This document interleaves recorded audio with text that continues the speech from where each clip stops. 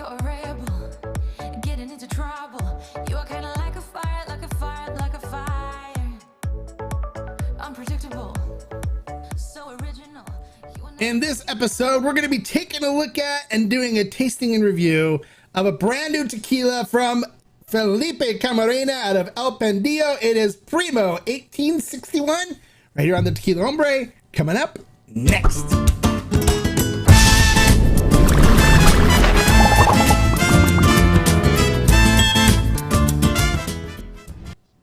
Hello and welcome to this episode of the Tequila Hombre, where today we're going to be taking a look at the newest tequila coming out of El Pandillo. It is Primo 1861. El Pandillo is like one of the best distilleries that there is. It's always considered one of the best. Felipe Camarena is considered one of the best master tequileros. The tequila he makes is absolutely phenomenal. I am privileged to call him a friend. So I'm honored to be able to talk about this tequila. I've yet to try it, so I will give you an honest review, and he knows that I give honest reviews, so he's okay with that as well. So let's talk a little bit about El Pandillo. It is located in San Maria, Jesus San Maria, which is just next to excuse me, just next to Arandas. They're like right next to each other, up in the southeast region, the Highlands. He grows his own agave. He has lots of land where they source their own estate-grown agave. He is known as being a mad scientist of tequila. He's invented a bunch of different things that are really cool. If you haven't seen him yet, one of them is his Taona, which is called Frankenstein or Felipe Stein, because it was they sourced an old steamroller that they turned into a Taona, and they used that with a 1 horsepower motor on each side to drive it back and forth to do the crushing and extraction. So of course, all the cooking that happens at El Pandillo happens in brick hornos. They have 2 brick hornos there, and then they use Frankenstein to crush the agave to extract the sugars from it. And then previously it was all fermented in stainless steel tanks, but they recently installed 2 brand new wood tanks, and I'm going to show you guys. I was there in January. Excuse my cough. Your allergies are going crazy today. But they installed 2 brand new wooden fermentation tanks, and when I was there, they were just finished testing it, and they took 1 batch from it and they blended it in for a batch of G4. But this is the first tequila to actually utilize this fermentation tanks, these wooden fermentation tanks, for a production brand. So that's kind of cool that they're doing that. So those tanks are brand new, which is cool. And then after they're done fermenting, they then do 2 times distillation using the copper pot stills that they have there. They had 4, they're increasing it to 5, and they were in the process of building a 6th one, I believe it was, when I was there in January. So it's all looking really good. It's things are growing there, which is great. Felipe is, of course, always fantastic, and always willing to share his knowledge with people, and I am blessed to be able to ask him questions and get answers and stuff for all this information. So this particular brand, they use the fermentation tanks, but they also they're using wood and they're using steel, and they're blending it together. So it's a combination of both the wood fermentation tank stuff and the stainless steel. Now, normally people that know Felipe know that he likes to play with the water. And so, like, for example, G4 is 50-50 mix of natural spring water and rainwater. Pasote is a 60-40 mix of rainwater and spring water. And then Peralta is 100% deep well water. And then Volans is 1/3 spring water, 1/3 rainwater, 1/3 deep well water. So for this particular tequila, they used a 100% spring water. They just used the spring water that they had. When they did the distillation, They did distill it at 55%, so 110 proof, and then they dilute it down to 43% alcohol by volume for this. They do have a still strength, a high proof that they're coming out with. So we'll look forward to that coming out sometime here in the near future, as well as a reposado. So they're going to do some aged expressions of this as well. But the Blanco is the one that's out right now. We have it on ferment and still, and right now it's $69.99 for a bottle. So that's pretty much it. Let's not waste any more time. Let's get into the tasting portion and see what this is all about. Now, I do love Felipe. He is a magician when it comes to making tequila. G4 has always been one of my favorite brands. I have a ton of G4. I always love it. And then if I had to rate, people always ask me to rate their tequilas there. Normally it's G4 is my favorite, and then Toralta is my second, and then Pasote is my third, and then Volans is my fourth from the ones out of there. So let's see how this ranks in with those other brands. And see what I think of the of this Blanco. So I'm excited to try it. This is my first time trying it, so it is brand new for me here. So looking at it, it coats the glass nicely. Let me see. Come on, coat the glass. And then yeah, it breaks, and then you can see some pearls on it. So it's not super viscous, but it's still holding some nice pearls on the glass. It looks good. Looks crystal clear. In the glass. Looks great. All right, so let's see what we get on the nose on this.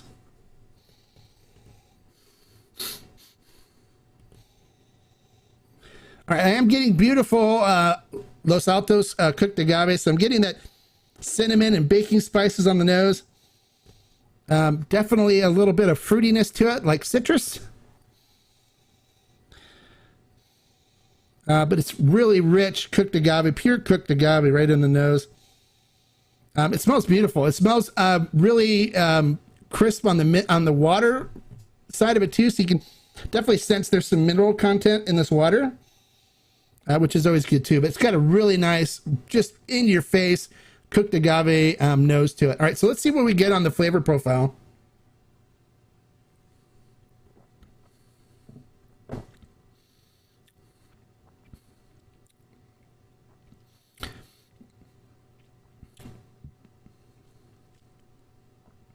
All right, let's judge it on the second.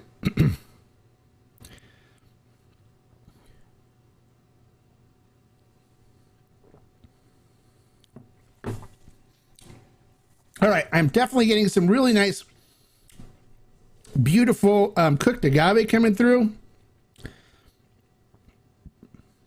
And then I'm picking up some wood. I'm definitely picking up wood coming after the cooked agave.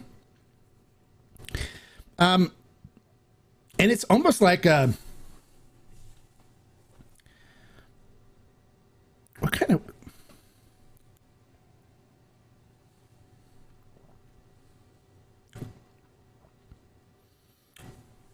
it's actually kind of neat. I'm definitely getting the tons of cooked agave, cinnamon and baking spices.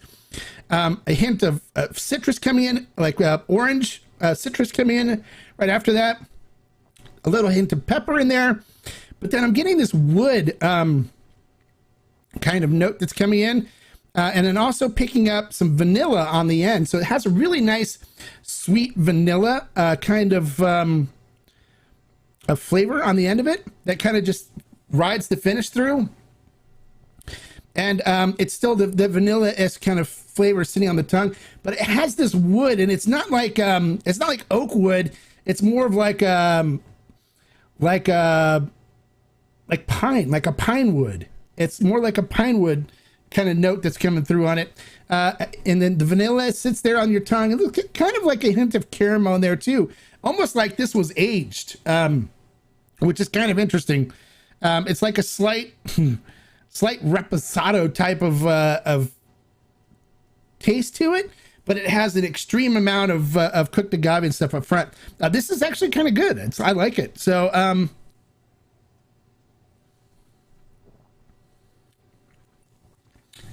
The only thing with it that that I say probably could use some work is the fact that it's kind of thin. It's not as super oily and viscous. It's kind of thin. It doesn't coat the glass extremely well, but the flavor is on point. I mean, it's beautiful. I like it. It has this almost vanilla chocolate-ish note that sits on your tongue at the end. That is delicious. It's delicious.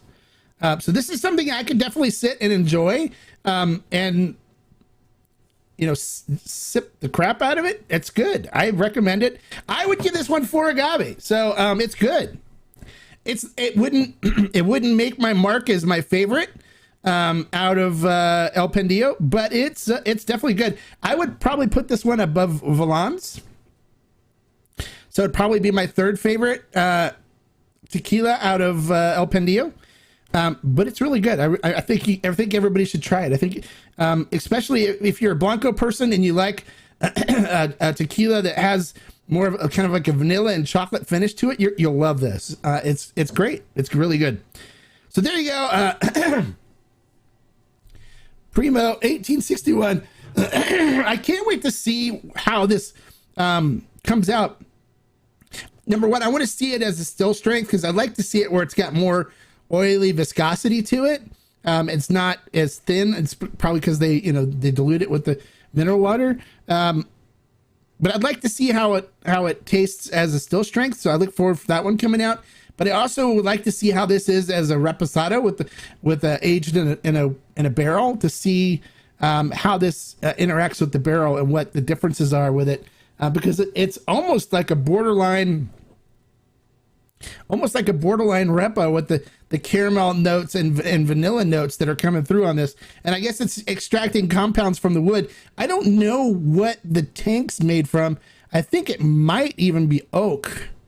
In which case, if it is oak, it makes sense. It's drawing some of the compounds out of the oak, since the oak's new. But I'm betting that the longer it sits in, and they do more fermentation in these tanks, the less it's going to have this flavor profile. So this might be something that would be cool to buy some of this first batch to have, and then to try batches further on down the road where a lot of these compounds are diluted or extracted out of this wood, and then you're not able to taste it anymore, and see and compare the differences between this and then a batch after the wood's been used a lot, that fermentation tank's been used a lot. So it's really good. So hello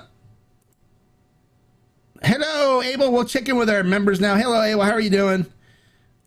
D Grant, hello, how are you?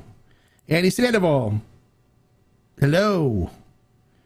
All right, Shaman, is this one of his brands, or is he making in for someone else like Pasote? No, this is one of his brands. It's actually, he's making it with his cousin. That's why they named it Primo. So he owns it, and so does his cousin. And so they developed it together. So they're in it together. Felipe won't do any more contract brands out of El Pandillo where he doesn't own a piece of it. He requires to be part owner, and I think it has to do with the problems he's having with Pasote. But there's a lot of rumors flying around about Pasote, and I just I guess I should probably address that a little bit too. They just shipped a batch of Blanco out like a couple weeks ago from El Pandillo, so they're still making it. They're just having a little discussion about contract and stuff with them. So there's a lot of rumors flying out that it's already left. It hasn't. They just did a batch of Blanco. But Felipe gets angry sometimes when the contracts don't come in, or when he feels like he's being disrespected, and he says things. But I wouldn't start saying that it's left until it's a final deal. Now, supposedly the Three Guys Mixology has been shopping, looking for other options, but they haven't been able to find anything, and so they're going to stay where they're at, which is smart for them. But it's still there right now. It hasn't officially left. So and they just I was just talking to them last week before last, and they said they just shipped a batch of Blanco out for them. So they're still making Pasote. So don't believe a lot of those rumors that are out yet until we hear something where it's a final thing. So we'll have to see what happens. So that's it. Any other questions or comments about Primo 1861? I recommend it. It's really good. It's very tasty. And I think people are going to really enjoy it. He is a passionate guy. He's very passionate and very emotional. And that's one of the reasons why I love the guy. He's great. And he loves what he's doing. He's great. He's amazing. He's an amazing person, and he's a good friend. I mean, yeah, I don't know if I told you guys a story. When I was locked up in my tequila den here because my daughter and wife had COVID at the beginning of COVID, I got a video call from him sending love to my wife and daughter, and he's sending his love to me and my family and wishing for speedy recovery, which was awesome. That's the kind of friendship I have with him. That's the kind of friendship I cherish with him. So anytime I get a chance to come down and see him and hang out, as well as visit with his son Alan, I try to take it. So they're great people. They make great tequila. They don't put any additives in. They believe in doing it the traditional way. His grandfather did it, and he is passionate about that. Culture, history, family is all extremely important to him, and I love that about him. So yeah, it's an interesting process, and it's interesting that they're using wood. Now, some things that we may see coming down the road, just to kind of give you guys some additional information about some things that Felipe is working on. When I was talking to him, he was testing some things where they're not even going to use the Teona anymore. So he's been experimenting of fermenting the fibers. And so instead of using the Teona to crush the fibers and extract the sugars and stuff from it, he's been experimenting with just taking the cooked agave, running it into the shredder, so he gets the fibers, and then putting that in a tank by itself and just fermenting it. And that's the way a lot of mezcal producers, raicilla producers, a lot of the old school guys, that's the way a lot of them do it, is they don't run it to Teona and crush it and water it down and stuff. They'll take the fibers, they'll fill up, put a little water in a tank, throw the fibers in, and let it ferment that way. And that way it extracts all the sugars. The yeast extracts all the sugars out of the fibers. You get a more, typically a more complete fermentation is what they say. But you also, I get a lot different flavors and stuff to it. So he's been experimenting with that, and I'm excited to see what he comes up with if he decides. If he decides to use it for a brand in the future, it would be really cool. So I'm waiting to see what happens with that, and hopefully we'll see something new and exciting come up for either for one of his brands or a new brand. That would be really cool to see. So so there you go. You get some insight into El Pandillo, which is I consider those guys my family when I'm there in Mexico. They're great. Felipe's great. I love their tequila. This tequila is good. It's very good. I think people are going to really enjoy it. If you haven't tried it yet, grab some. Try this first batch. I mean, that's what it's going to be really key is trying the first batch and noticing the wood notes in here, and then keeping a bottle for later. So I'm probably going to buy 3 or 4 bottles of this. I'm going to put one bottle up that I'm not going to consume, right?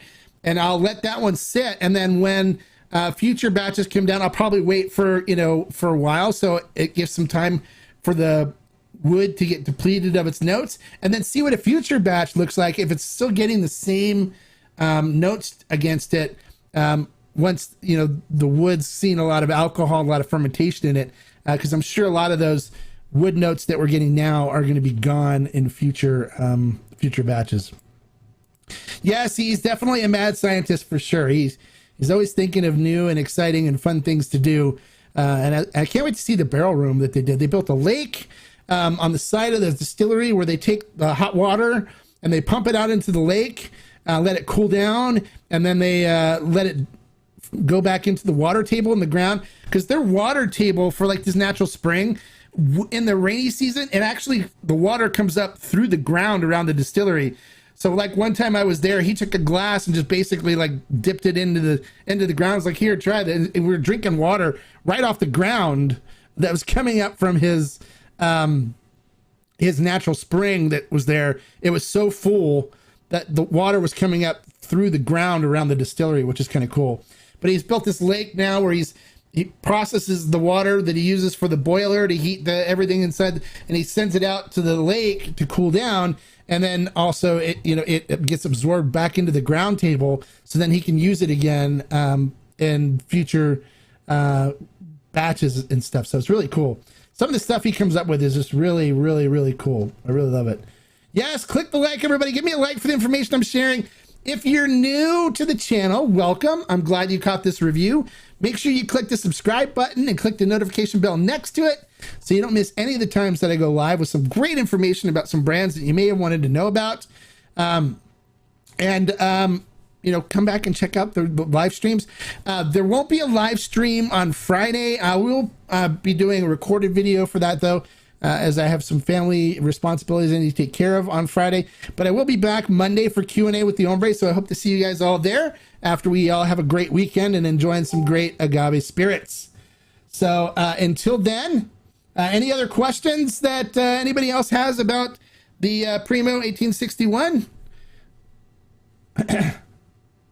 No more questions? All right.